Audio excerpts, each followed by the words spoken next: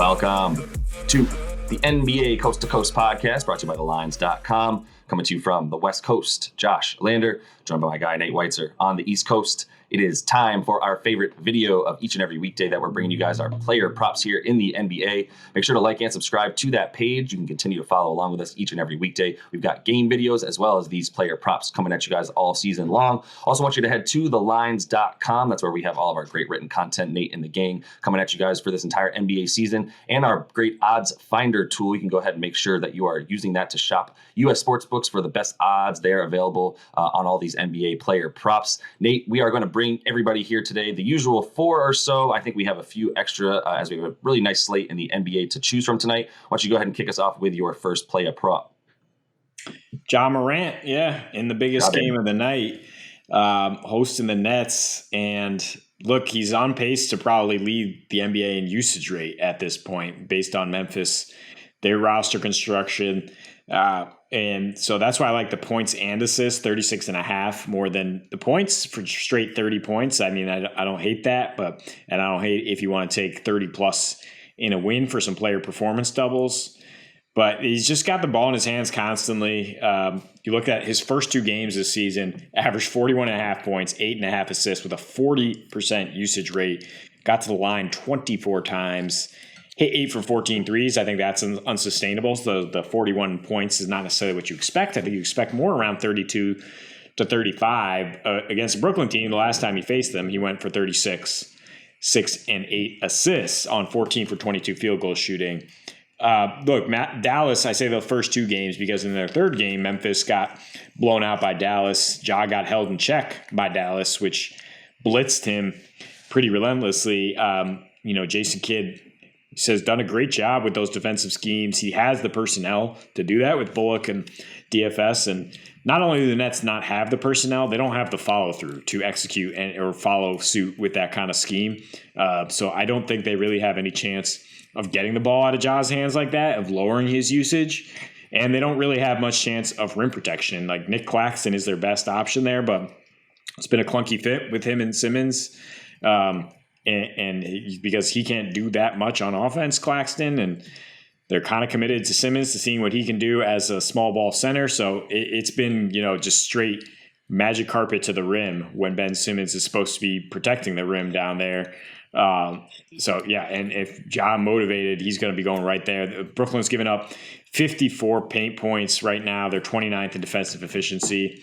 And there's no Dylan Brooks here for the Grizz, which is another booster for Ja. In 49 games since 2020, he's averaging about 29 points, 7 dimes without Dylan. So that's where his prop's at. But I think the matchup gives you good faith in the over. Yeah, I think the good matchup, it just gives you faith in everything for Ja. He's the exact type of player that the Nets are not able to stop, right? I mean, they're not able to stop really anybody down low regardless. So obviously, like you think of a guy like Joel or a big center that can back people down as the most effective way to beat the Nets. And it's like, yeah, that's effective. But you could also just have a guy like Ja who can get into the lane literally whenever he wants. Just watching him do stuff, change speeds, pull up like at a dime. It's pretty wild this season. He got better. I think it's pretty crazy. And if he keeps shooting well, there's no reason not to think he'll get 35 points alone tonight. So the points and assists, which gets you the minus 105 on DraftKings. I like those odds to just add the assist when I think he'll get very, very close to that with the points anyway. So moving on to my Knickerbockers, and I'm talking about them because of Jalen Brunson taking on the Magic tonight. You could really, really like the assist for him is really what it comes down to. You can get his points, rebounds, and assists at 28.5.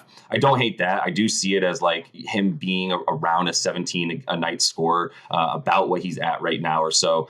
It's the minutes that you also like, and I think the fact that tonight against Orlando, I think it's going to be a little bit less of a blowout situation than what people might expect. The Knicks looking a little bit pretty good so far this season. The Magic are as well. They've got a really obviously nice young core. But the last game that the Knicks, I bring up the blowout because the last game they played against Detroit, that game was over in the third quarter. And as a result, guys like Brunson and Randall and company didn't really need to play that much, and their stats weren't quite there. Even though Jalen did have, I believe, 9 assists, he only had a few assists in that game, but he did have all of those points as well to start the game off. 9 in the first game against Memphis when he got 36 minutes. So really what it comes down to is if he's going to play the average about 35 35, 36 minutes in games that they're trying to win, which I think is definitely going to be the case, then you got to like his ability to get, look, really the assists. I think, most importantly for me is the 5.5 assists on DK. That's minus 160. Bump that up to, 6.5. So he's got to get 7 assists. And you're already looking right back at about even money, about minus 105, 110. So I feel pretty good about that as well, just taking those assists. And then, the thing that I really like here that you found was the plus 140 to be the assist leader in the game. Like I asked you, who is the other option here? Cole Anthony on the other side? I like it, but I think you've got the ball in Paolo's hands and Franz Wagner's hands a little bit too much compared to how much I think Brunson needs to run this offense. The only other thing I would say is I also like Julius Randle, mostly because already Orlando is giving up the most points, most rebounds, most everything to opposing power forwards and guys that are really playing in the spot that you're going to see Randle tonight.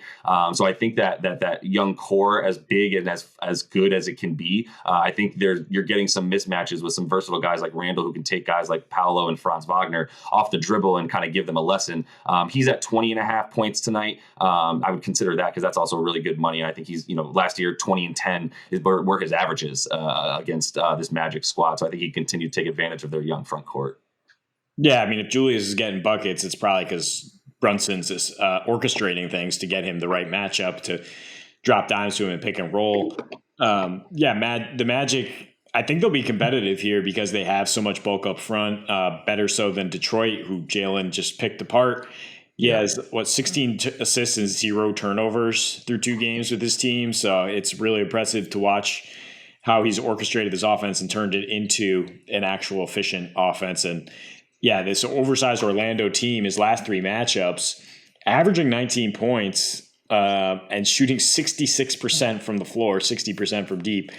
The assist numbers aren't really there because the minutes haven't really been there, I guess, right. 30 minutes per game because he's been playing with Luka. But when you just look at his raw numbers without Luka last year, 20.5 points, 7.5 assists. So that's why we're saying we like that. And any team plays with more pace than the Mavs, so there's more assist opportunities as long as this game stays cool. We have a point guard, baby. We have a point guard.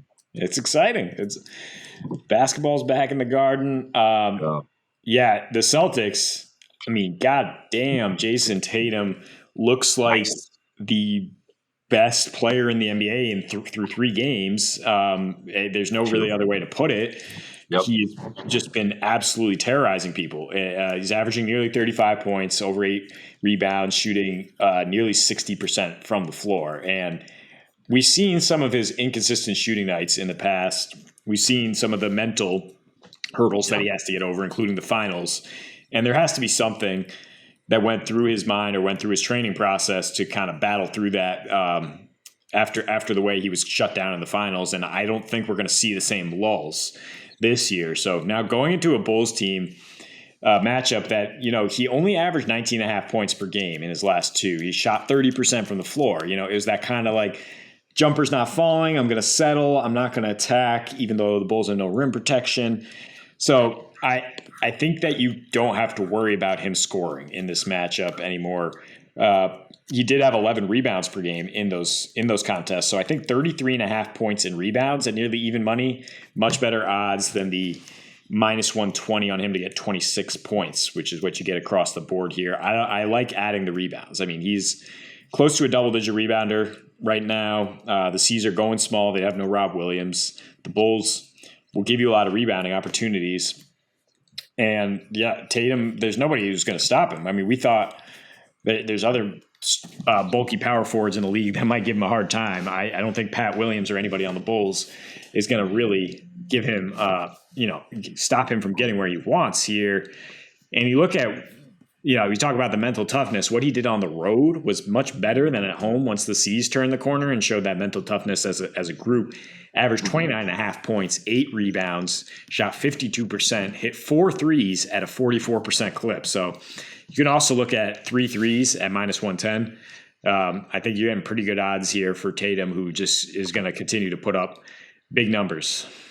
And you didn't even mention, I'll just add to your point, Chicago is the worst 3-point defensive team in the league right now. Not something you expect when they have Caruso back, and you'd think that that'd be a little bit more shored up. Not the case. They've also got Kobe White playing a lot of minutes, who's looked a lot better, but that also, once again, just weakens your wing defense tremendously if you're going to have him and Caruso on the floor at the same time. Not to mention Dragic. They're just small at that position right now, especially without Lonzo in there. So you got to like Tatum's ability all over the floor to take on every single matchup in this game. I really love it for him. Really glad I picked him with the 7th overall pick in the fantasy draft as well. He is the best player in fantasy right now, probably in the league. Fantasy team. And sorry, just saying, everybody cares. But also the 13-1 MVP preseason that we talked about. I mean, it was between he and Ja that we were talking, I think, the most saliva coming out, talking about potentially getting odds on those guys. So I think, he and Ja are proving that right now. And I would really, really, really love to watch a Tatum season where he doesn't have those lapses to the point that you made. This is a huge game in that sense, because it's like, look, man, 3 in a row, playing like a killer right now. What else do you have in you? This is a big Eastern Conference matchup right now. So I'm really looking forward to that one for him. Let's finish things off and just talk about the Blazers, because we're a little bit split. I know you like Jerami Grant revenge game here against Denver. I don't hate it. 21.5 points and rebounds, minus 105. I just, and 4.5 rebounds is plus 115. Both of those on DraftKings. I don't dislike both of those. He has had one game against Denver since he left the team when he was in Detroit with that huge usage rate that he was getting. 29 points, 5 boards, 4 assists. You got to like that. But this also isn't Detroit, right? This is Dame's team. Anthony Simons and Josh Hart cutting into a bit of his usage, and not to mention Nurk. So we'll see. The thing that I also don't like totally about Jerami Grant is that Nurk is going to be on the floor in this game for the fact that who else is going to guard Jokic as much as he can, right? If he stays out of foul trouble. If he gets in foul trouble, then you've got Jerami Grant playing a little bit more small ball 5. He has a lot more room to work with. So I think that's going to, how much Nurkic plays is going to depend a lot. He's going to really be the deciding factor in Jerami Grant's final stat line. Josh Hart, on the other hand, you can get 6.5 boards, minus 130, not the greatest odds. He's got 3 games of 7, 7, and 16 rebounds. Not the only reason I like it. Obviously he's continues to be like one of, if not the best rebounding guard in the league, playing a lot of small forward. If you look at who's playing small forward against him on the other side, you've got Michael Porter Jr., really, really bad defender. Alternatively, Aaron Gordon playing the 4 for Denver, guarding Jerami Grant. That's the only reason that I sway a little bit towards Josh Hart having a better game than Jerami Grant. It's mostly just who's on the other side of the ball defending him. One is an awful, awful defender in Michael Porter Jr., and the other is a very plus defender in Aaron Gordon. So that's what I look at, but I can see both of these going either way. Denver's a very bad rebounding team, which really leads me to like rebounds for both those guys as well. So I think either of those guys are okay. I lean Josh Hart. You still feel in Jerami Grant in that revenge game a little bit more, though? I love the revenge narrative. I just gotta go with it. I think Josh Hart is the fine vanilla pick. You just said, he's going for his averages. That's great. But this is entertainment. This is exciting. We need a reason to stay up late on the East Coast here and watch this game. And it's to see if Jerami Grant can put up big numbers against his team again. Like you said, 29, 5, and 4 when he was with Detroit in his first opportunity to show that he is, quote, the man that he felt he should be, and that's why he took less money, I believe, to go to Detroit to get higher usage. Funny that he's now on a team where he gets much lower usage, but maybe there's some discussions behind closed doors. You got to let me get some extra touches tonight. And I think the rebounds is really the bet here if you're gonna put significant money, because Denver's been awful rebounding. They gave up double-digit offensive rebounds to both Utah and OKC. Yeah. This is their 3rd game in 4 nights. It is for both teams. So I think a high-energy guy with motivation like Grant should be able to grab at least 5 boards here. I'm with it. I mean, and as I call you, Dr. Revenge is added again early in the season, and it works out. I mean, you're hot as hell right now at player props. I will say we continue to hit these at about a 70% clip to start the season, which is where we were last year. So, I think we got to ride the hot hand right now. I told Nate before the show, look, man, I acquiesce to you. You are hot right now on these player props, so we're going to continue to follow along. Jerami Grant is your pick tonight, and I will continue to tail you on these things. So that is all the time we have for you guys and all of our player props today. Make sure to like and subscribe. Continue to follow along with us. We'll be back with you guys tomorrow for that Tuesday slate. And until we see you next, happy betting.